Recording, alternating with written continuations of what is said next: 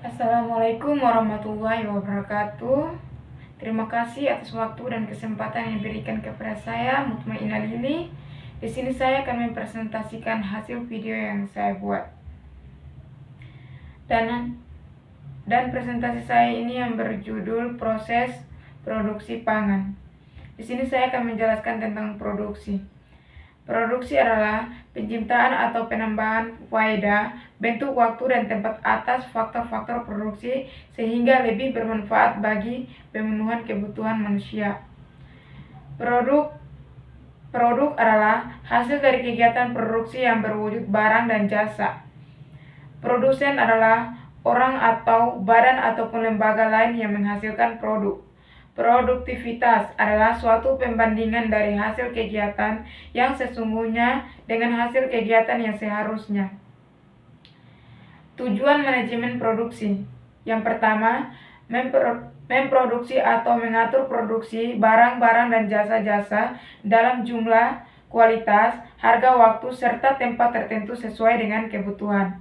Yang kedua, usaha pengelolaan secara optimal, penggunaan faktor produksi, tenaga kerja, mesin-mesin, peralatan, bahan mentah, dan faktor produksi lainnya dalam proses transformasi menjadi berbagai produk barang dan jasa. Faktor-faktor produksi. 1. Alam. 2. Modal. 3. Tenaga kerja. Dan keempat, teknologi. Ada beberapa terminologi. Yang pertama, sistem operasi, bagian dari organisasi yang menghasilkan produk barang dan jasa organisasi. Yang kedua, proses konversi, proses yang merubah input menjadi output. Yang ketiga, nilai tambah, peningkatan nilai karena proses konversi di mana output dan input. Yang keempat, random fluctuations, pengaruh lingkungan yang tidak dapat dikendalikan. Yang keenam, umpan balik, informasi dalam proses kontrol yang memungkinkan bagi manajemen untuk memutuskan apakah kegiatan organisasi memerlukan penyesuaian. Yang ketujuh, teknologi, tingkat kecanggihan pengetahuan dalam proses konversi atau pabrik, peralatan, dan keterampilan. Perbedaan barang dan jasa. Ciri-ciri barang. Produk. Yang pertama, produk berwujud. Yang kedua, produk bisa dijual kembali. Yang ketiga, produk bisa disimpan. Yang keempat, produk terpisah dengan konsumsi. Yang kelima, aspek mutu mudah diukur. Yang keenam, penjualan terpisah dengan produksi. Yang ketujuh, fasilitas penting UTK biaya. Yang kedelapan, mudah melakukan otomatisasi. Yang kesembilan, penerimaan dihasilkan dari produk. Dan di sini juga ada ciri-ciri jasa. Yang pertama, produk tidak berwujud. Yang kedua, jasa sulit dijual kembali. Yang ketiga, banyak jasa tidak bisa disimpan. Yang keempat, produksi dan konsumsi bisa secara simultan. Yang kelima, banyak aspek mutu sulit diukur. Yang keenam, penjualan menjadi bagian dari jasa. Yang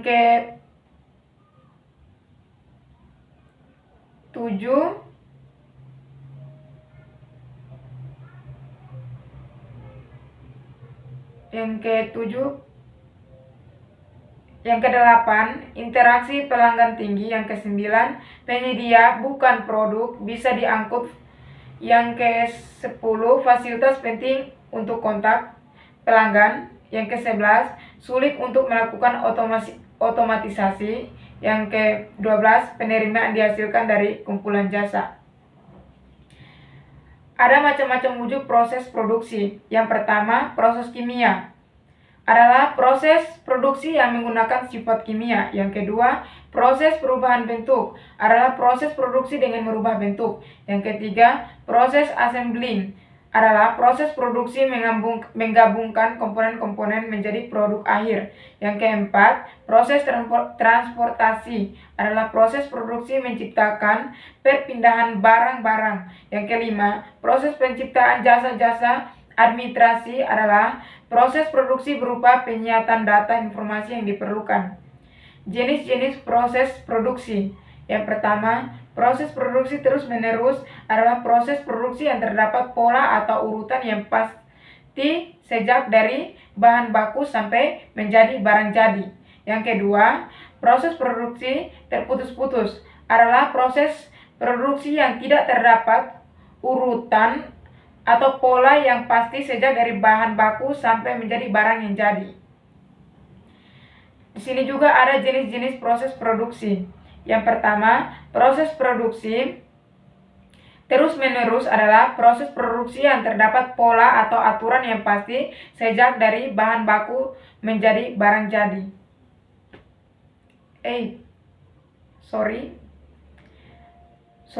Maaf. Sebenarnya ada pengembangan manajemen produksi. Yang pertama, penelitian terhadap produk yang telah ada untuk dikembangkan lebih lanjut agar mempunyai kegunaan yang lebih tinggi dan lebih disukai konsumen. Yang kedua, penelitian tentang produk apa dan bagaimana yang disukai konsumen. Tanggung jawab manajer operasi. Yang pertama, menghasilkan barang dan jasa. Yang kedua, mengambil keputusan yang berkaitan dengan fungsi, operasi, dan sistem transformasi. Yang ketiga, mengkaji pengambilan keputusan dari satu fungsi operasi. Definisi manajemen produksi. 1. Agus Ahyari merupakan proses kegiatan untuk mengadakan pencernaan, pengorganisasian, pengarahan, koordinasian dari produksi dan proses produksi. Yang kedua, Sukanto merupakan usaha mengelola dengan cara optimal terhadap faktor-faktor produksi atau sumber seperti manusia, tenaga kerja, mesin, dan bahan baku yang ada. Pengertian proses produksi. Proses diartikan sebagai suatu cara, metode dan teknik bagaimana sesungguhnya sumber-sumber atau tenaga kerja, mesin, bahan, dan dana yang ada diubah untuk memperoleh suatu hasil. Produksi adalah kegiatan untuk menciptakan penambahan kegunaan barang atau jasa. Macam tipe proses produksi dari berbagai industri dapat dibedakan sebagai berikut. 1. Proses produksi terus-menerus, yaitu proses produksi terus-menerus adalah proses produksi barang dan dasar aliran produk dari satu operasi ke operasi berikutnya tanpa menumpukan di suatu titik dalam proses. Yang kedua, proses produksi terputus-putus, yakni produk diproses dalam kumpulan produk bukan atas dasar aliran terus-menerus. Dalam proses produk ini, perusahaan yang menggunakan tipe ini biasanya terdapat sekumpulan atau lebih komponen yang akan diproses atau menunggu untuk diproses, sehingga lebih banyak memerlukan persediaan barang dalam proses. Yang ketiga, proses produksi campuran. Proses produksi ini merupakan penggabungan dari proses produksi terus-menerus dan terputus-putus. Penggabungan ini digunakan berdasarkan kenyataan bahwa setiap perusahaan berusaha untuk memanfaatkan kapasitas secara penuh. Tujuan penerapan GMP atau CPPOB. Penerapan CPPOB ditunjukkan untuk A. Menghasilkan pangan olahan yang bermutu, aman untuk dikonsumsi dan sesuai dengan tuntutan konsumen. B. Mendorong industri pengolahan pangan agar bertanggung jawab terhadap mutu dan keamanan produk yang dihasilkan. C. Meningkatkan daya saing industri pengolahan pangan, dan D.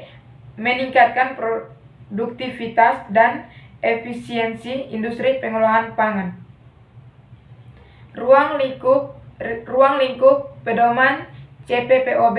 1. Lokasi. 2. bangunan. 3. Fasilitas sanitasi. Yang keempat, mesin dan peralatan. 5. Bahan. 6. Pengawasan proses. 7. Produk akhir. 8. Laboratorium. Yang ke-9, karyawan. Yang ke-10, mengemas. Yang ke-11, label dan keterangan produk. 12, penyimpanan. Yang ke-13, pemeliharaan dan program sanitasi. Yang ke-14, pengangkutan. 15, dokumentasi dan pencatatan. 16, pelatihan. 17, penarikan produk. 18, pelaksanaan pedoman. 18 elemen GMP atau CPPOB. 1. Lokasi. Untuk menetapkan letak pabrik atau tempat produksi perlu mempertimbangkan lokasi dan keadaan lingkungan yang bebas dari sumber pemecaran. Yang di sini 1. Jauh dari lokasi pemecaran tempat pembangunan sampah limbah. Kedua, tidak berdebu. Yang ketiga, tersedia tempat pembuangan sampah dan paung yang berada di luar area produksi. Yang keempat, pemeliharaan tumbuh-tumbuhan. Yang kelima, saluran air tidak tergenang. Yang ketujuh, persiapkan penanganan area rawan banjir. Yang kedelapan, tidak boleh ditemukan adanya binatang di seluruh area.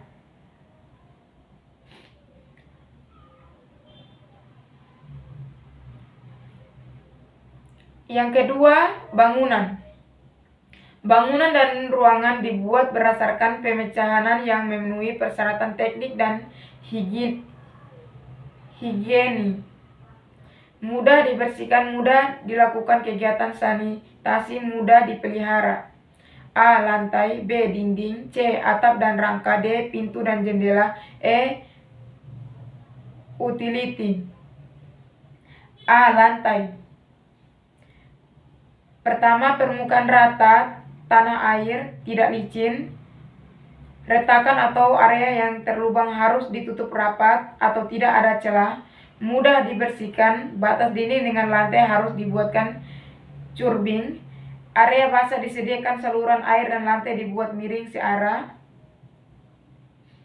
B. Dinding. Kondisi rata dan ditutup dengan permukaan bersih dan mudah dibersihkan. Hindari kayu karena kemungkinan besar akan dihinggapi rayap yang berwarna cerah dan tidak ada retakan atau celah. Barang-barang diletakkan berjarak minimum 50 cm dari dinding. Barang-barang diletakkan minimum 50 cm dari dinding agar mudah dibersihkan. Tinggi dinding minimal 2 meter dan antara dinding dan lantai tidak siku tapi lengkung agar mudah. C. Atap dan rangka. Didesain untuk mencegah tumpukan kotoran dan mengurangi kondensasi atau pembentukan jamur. Struktur rangka terpelihara baik, bebas karat, jaring laba-laba dan mudah dibersihkan. Tidak bocor lubang atau sebagai tempat masuknya binatang. Tinggi minimal 3 meter, rata dan terang. D. Pintu dan jendela. Pintu harus menutup dengan rapat dan jika perlu menutup sendiri atau automatic door closer. Arah pintu membuka keluar atau tidak masuk debu atau kotoran dari luar. Pintu luar harus selalu tertutup. Jika proses sering memerlukan penggunaan pintu luar, plastik curtain atau pintu otomatis harus dipasang. Semua jendela harus tertutup atau dipasang kawat jaring untuk mencegah masuknya serangga. Tinggi jendela dari lantai minimal 1 meter. Untuk area yang langsung berhubungan dengan produksi, hindari bahan kaca atau gelas. E. Utility. Penerapan harus cukup untuk melakukan proses di tiap area. Lampu-lampu harus diproteksi sehingga jika pecah tidak menyebabkan kontaminasi produk. Semua air yang berhubungan dengan produk harus layak untuk diminum. Pipa atau selang harus dipelihara baik dan diperiksa secara berkala. AC harus diperiksa secara berkala, termasuk kondisi filter, air pendingin, dan ducting. Suhu ruangan yang dingin harus dimonitor. 18. Elemen GMP atau CPPOB. 3. Fasilitas sanitasi. Fasilitas sanitasi pada bangunan pabrik atau tempat produksi dibuat berdasarkan perencanaan yang memenuhi persyaratan teknik dan higienis. 18. Elemen GMP, CPPOB. 4. Mesin atau peralatan. Mesin atau peralatan yang kontak langsung dengan bahan pangan olahan desain, dikonstruksi, dan diletakkan sehingga menjamin mutu dan keamanan produksi. Perhatikan persyaratan tata letak mesin atau peralatan, pengawasan dan memantau peralatan dan bahan perlengkapan selanjutnya. 18. Elemen GMP atau CPPOB. 5. Bahan. Bahan yang dimaksud adalah bahan baku, bahan tambahan, bahan penolong air, dan BTP. 6. Pengawas atau proses. Pengawas proses dimaksudkan untuk menghasilkan pangan olahan yang aman dan layak dikonsumsi. Perhatikan pengawasan bahan. Pengawasan terhadap kontaminasi, pengawas proses khusus. 6. Pengawas proses. Pengawas proses dimaksudkan untuk menghasilkan pangan olahan yang aman dan layak dikonsumsi. Perhatikan pengawasan bahan, pengawasan terhadap kontaminasi, pengawasan proses khusus. Proses kontrol. 1.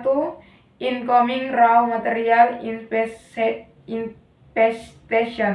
2. Proses inspection. Proses produksi, alat-alat pendukung produksi. 3. Finished product inspection.